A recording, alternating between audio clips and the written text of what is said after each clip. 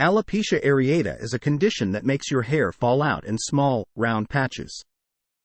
It happens when your body's defense system, the immune system, accidentally attacks the hair follicles, which are the things that grow hair.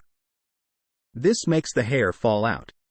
It usually affects the head and face, but can happen on other parts of the body too. The hair may grow back or it may not, and it's different for each person. Anyone can get alopecia areata, no matter what their age, gender, or race is. If someone in your family has it, you might be more likely to get it too. Sometimes stress or getting sick can trigger it in people who are already at risk.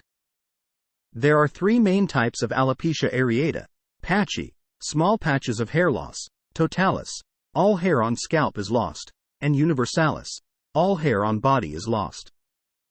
Alopecia areata usually only affects hair, but sometimes it can also cause changes in nails. The cause of alopecia areata is not fully understood, but it's thought to be a combination of genes and the environment. The goal of this video was to provide an overview of alopecia areata and its various aspects.